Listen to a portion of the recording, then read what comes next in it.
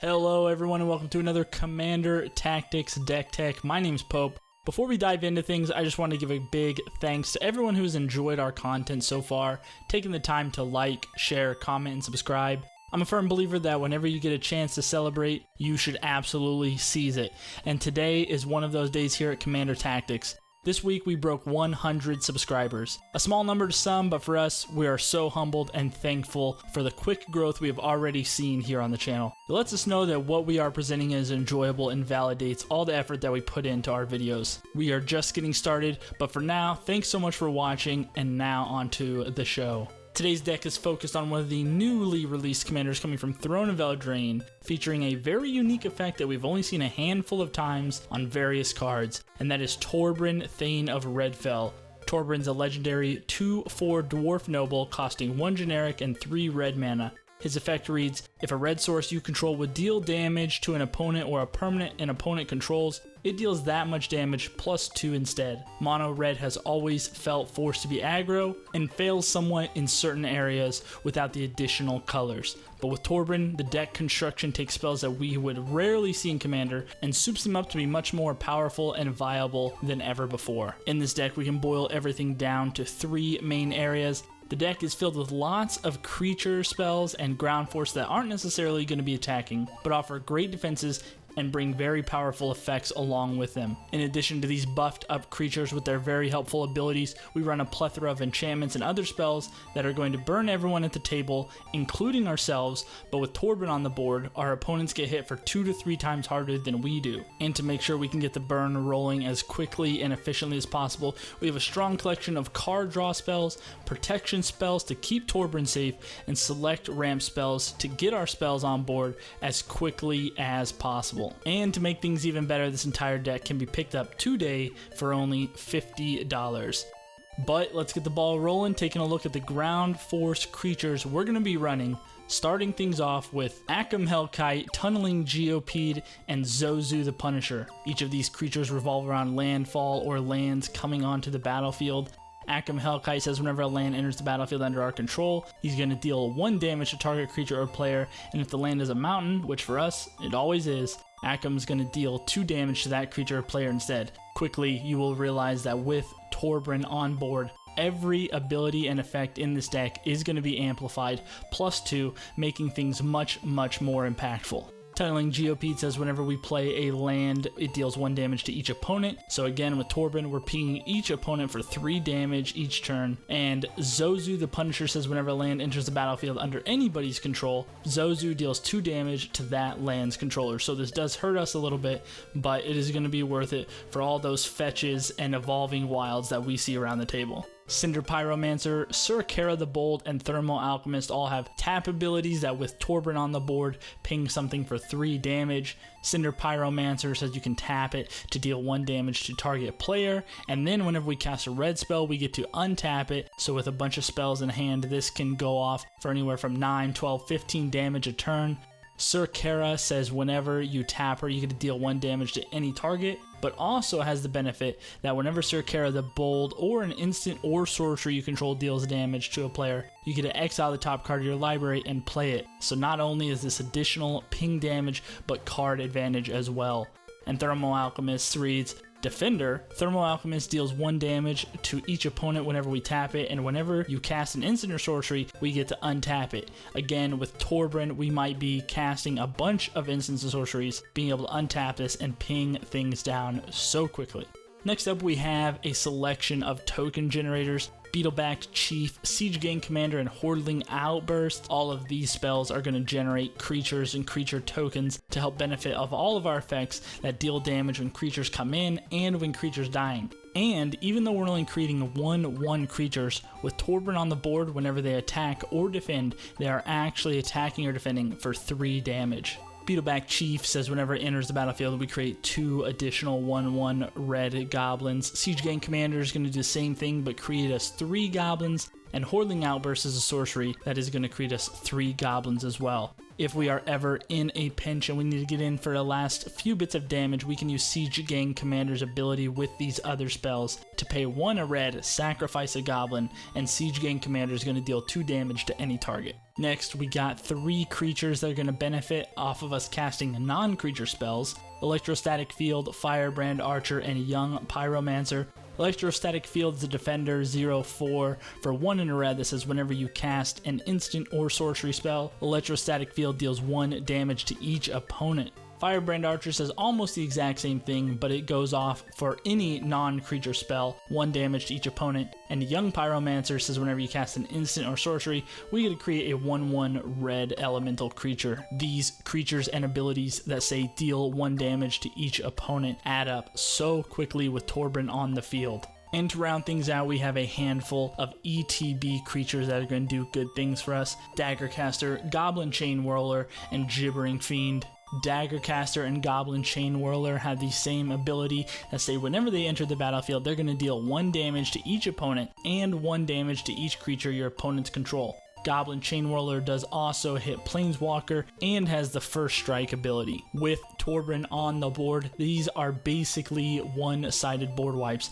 Gibbering Fiend says that whenever he enters the battlefield, he's going to deal 1 damage to each opponent, but also has Delirium, which reads at the beginning of each opponent's upkeep, if there are 4 or more card types among cards in your graveyard, Gibbering Fiend is going to deal 1 damage to that player. And the last of our ETB creatures, we have Fanatic of Mogus and Fury Stoke Giant. Fanatic of Mogus says whenever it enters the battlefield, it's going to deal damage to each opponent equal to the devotion to red. So with just Fanatic and Torbran on the field, we are going to be hitting each opponent for 6 damage on entry. Being able to fireball each opponent for 6 damage for only 4 mana seems pretty good. And then we have Fury Stoke Giant, which reads whenever it enters the battlefield, other creatures we control are going to gain tap. This creature deals 2 damage to target creature or player until end of turn, and it has Persist. With tokens on field and excess creatures, these creatures are going to be tapping and dealing 4 damage to any target. With the right setup, Fury Stoke Giant can just end games. Now that we've seen the front line of our red army, let's take a look at the additional spells we're going to be running that is going to help burn the entire table down to the ground. Kicking things off with Burning Earth, Mana Barbs, and Harsh Mentor. Burning Earth is an enchantment for 3 in a red that says whenever a player taps a non-basic land for mana, Burning Earth is going to deal 1 damage to that player. And Mana Barbs, similar effect for 3 in a red that says whenever a player taps any land for mana, Mana Barbs is going to deal 1 damage to that player. You are quickly going to notice that many of the effects in this portion not only affect our opponents but also do impact us as well. So definitely be careful maintaining a healthy life total whenever you play these abilities. But then we do have the creature Harsh Mentor for 1 and a red that says whenever an opponent activates an ability of an artifact, creature, or land on the battlefield, if it isn't a mana ability, Harsh Mentor is going to deal 2 damage to that player. Next we have 3 enchantments that are going to revolve around creatures entering the battlefield: Warstorm Surge, Impact Tremors, and Mirror March. Warstorm Surge says whenever a creature enters the battlefield under our control, it's going to deal damage equal to its power to any target. Impact Tremors is going to deal 1 damage to each opponent anytime a creature enters the battlefield. And then just one of my personal favorite enchantments to add in a lot of red decks, Mirror March, says whenever a non-token creature enters the battlefield under our control, we get to flip a coin until we lose. For each flip we won, we create a token that's a copy of that creature that just entered, and then those tokens gain haste, and we exile them at the beginning of the next end step. All those token creatures with Torbran on the field are going to deal a bonus 2 damage when they swing in, and if they bring with them any ETB effects or with Impact Tremors and Warstorm Surge, that is just a monstrous amount of damage to be handed out across the board. Next we have Sulfuric Vortex, Oath of Mages, and Sin Prodder. Sulfuric Vortex, a cheaper enchantment, 1, a red and a red, that says at the beginning of each player's upkeep, Sulfuric Vortex is going to deal 2 damage to that player. And then if a player would gain life, that player gains no life instead. So on each rotation of the board, we are going to be dealing 4 damage to each opponent and then take 2 damage ourselves. But that's the price we got to pay to get at our opponents. Oath of Mages, another enchantment. During each player's upkeep, if that player has less life than a target opponent, he or she may have Oath of Mages deal 1 damage to that opponent. While this absolutely could be used against us if our opponents decide to use it on one another, it is going to deal 3 damage on each usage. Sin Prodder, a creature for 2 and a red, comes in with Menace, and it says at the beginning of your upkeep, reveal the top card of your library. Any opponent may have you put that card into your graveyard. If a player does, Sin Prodder is going to deal damage to that player equal to that card's converted mana cost, plus 2 if Torbran's on the field. Otherwise, you get to put that card directly into your hand. At the very least, even if we reveal a land off the top, Sin Prodder will ping our opponent for 2 damage at each upkeep. Next up, we have 2 other permanents coming in, Jaya, Venerated Fire Mage, and the Flame of Keld. These 2 have similar effects to Torbran to really maximize on that additional damage from our spells.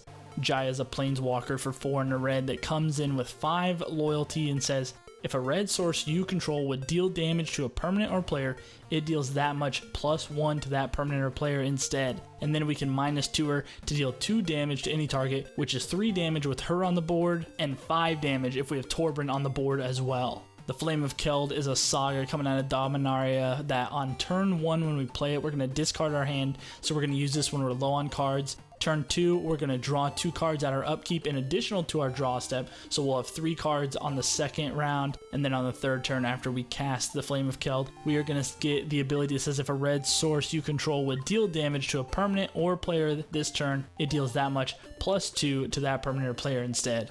In a magical wonderland where we get Flame of Keld, Jaya, and Torbran all on board, we are going to be able to kill our opponents with little to no effort. And then to round out all of our burn cards in this deck, we have the 2 big hitters in my opinion, Pyrohemia and Dictate of the Twin Gods. Pyrohemia says at the beginning of the end step, if no creatures are on the battlefield, we do have to sacrifice it, but for 1 red, Pyrohemia is going to deal 1 damage to each creature and each player. With Torbran on the field, this can be a win condition in itself. If we have the mana to pump into it at each end step in which Torbran took no damage, we can ping each of our opponents for 9, taking 3 ourselves, while also clearing the board and setting us up for victory.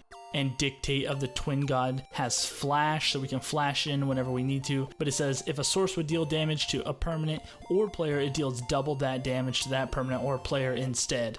It's very important to note that Dictate of the Twin Gods is a symmetrical effect, so be careful when you cast this. You might only want to use it when you're about to end the game by pinging down all of our opponents at the same time. Really, if we're able to get any of these 2 enchantments on board together with Torbran, you can guarantee that we are going to be able to pump out a whole bunch of damage. But to ensure we are able to pop off, we got to make sure we have the right cards in hand, the right ramp to cast them, and all the protection to keep Torbran safe and on board. So let's take a look at them now, starting with our basic draw package, Faithless Looting, Cathartic Reunion, and the new Thrill of Possibilities. Faithless Looting, we're going to be able to flash it back for 2 and a red. Cathartic lets us discard 2 to draw 3. And Thrill of Possibilities, one of my favorite new cards coming out of the Throne of Eldraine. Instant speed, Tormenting Voice.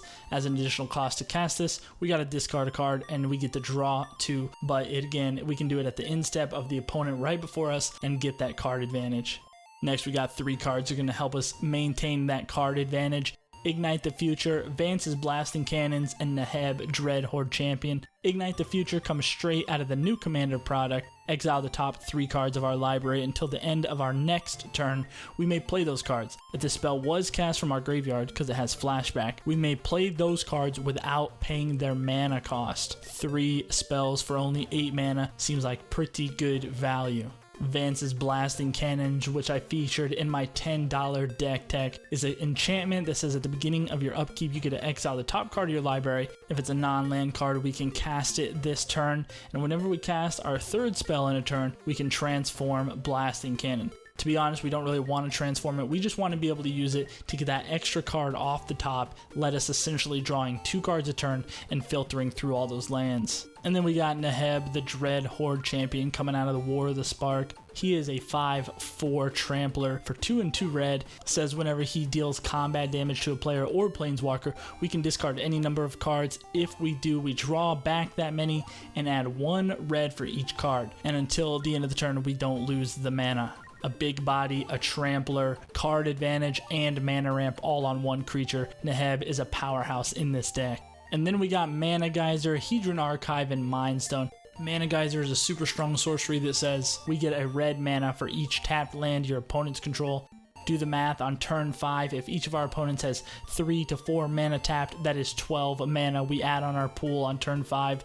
This can lead to us winning the game right then, right there, if we have the right setup. Hedron Archive and Mind Stone, both going to let us tap for generic mana, but they also will let us draw cards late game if we run out of gas to help us get to what we need. One of the biggest problems with this deck is that Torbran will get removed a lot if we don't have a way to protect him, and that's why we're going to run artifacts like Darksteel Plate, Whisper Silk Cloak, and Mage Bane Armor. Without these, Torbran gets removed and our deck just kind of slows way down. For 3 mana, Darksteel Plate is an indestructible equipment that we can equip for 2 and give the equipped creature indestructible as well. This is going to help keep Torbran on the board as we are burning it down at the same time. Whisper Silk is going to keep Torbran from getting targeted by giving him a Shroud, and if we do decide we want to swing it with him, he cannot be blocked. And lastly, one of, I think, the coolest cards of this deck that just seems like it was built for Torbran, Mage Bane Armor. For 3 mana, we can equip a creature to give it +2/+4, and it loses flying. But the text reads, prevent all non-combat damage that would be dealt to equipped creature. We can equip it for 2. With Mage Bane Armor equipped to Torbran, we can go ahead and light the whole field on fire as much as we want without risking losing him to our own effects. With the right amount of available mana, Mage Bane on Torbran plus Pyrohemia instantly wins you the game. But just in case we can't get him equipped with anything, we have 3 spells that are going to help us keep him around: Wild Ricochet, Chaos Warp, and Red Elemental Blast. If an opponent does try to cast a targeted removal spell on him, we can use Wild Ricochet. It says you may choose a new targets for target instant or sorcery, then copy it and choose new targets for that as well. So if we get a Swords to Plowshare, a Path to Exile, not only do we get to reflect it away from Torbran to an opponent's creature, but we get to copy it and do it an additional time. In the case of a permanent being able to take down Torbran through fighting or something of that nature, we can cast Chaos Warp on that other permanent, send it away, let our opponent get a permanent off the top of his deck, and then Red Elemental Blast, such a strong instant for only 1 red mana. We can either counter target blue spell or destroy target blue permanent. In the case where we're trying to go off and our opponent casts that counter spell to deny us, we can hit him with the Red Elemental Blast and stop that in its tracks. The creatures are good, the enchantment is good, the card draw and protection are all there, but now that we've seen it all, let's take a look at what else is inside the 99. The removal and control in this deck is rampant. We do have about 5 to 6 board wipe effects across enchantments, sorceries, and creatures, and then 5 to 6 targeted removal spells. But on all the creatures that have the additional damage, most of them let us target any target so they can be used for removal if needed as well. Red might seem like it's weak in the card draw game, but in our deck we are fully functional with 9 to 10 spells, going to help us get that card advantage, get that draw, keep a full grip, and keep the gas going. Our ramp in this deck is where we fall a little short, but we are running 3 mana rocks and 2 additional mana ramp spells and effects. The average CMC of this deck is sitting right around 3, so as long as we are keeping our land drops coming, we should be just fine casting the spells we need.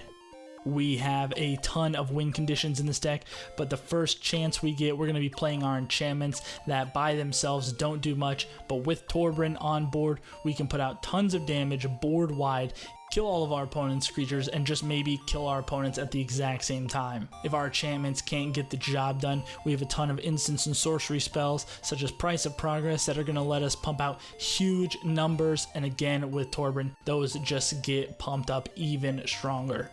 And if that hasn't got the win yet, our creature's gonna come in, gonna get it done with all their great effects and ETB triggers and exit triggers to quickly burn our opponents to the ground and secure that win. But that is going to do it for this axe-wielding powerhouse. Torbran offers a new archetype for red that we haven't seen before and enables jank cards to become playable and powerful. I love cards like Torbran that let me dust off my collection and play those weird niche cards that I never thought I could, and coming in at only $2 for a strong commander, I mean, you really can't beat that. But hey, if you guys enjoyed this content, make sure you hit that like button. Lets me know that I'm doing things right. And if you want to know when our next deck tech goes live, make sure to subscribe. If you're a Twitter user, head over there and drop us a follow at EDH Tactics. Thanks so much for watching, and we'll see you for the next one.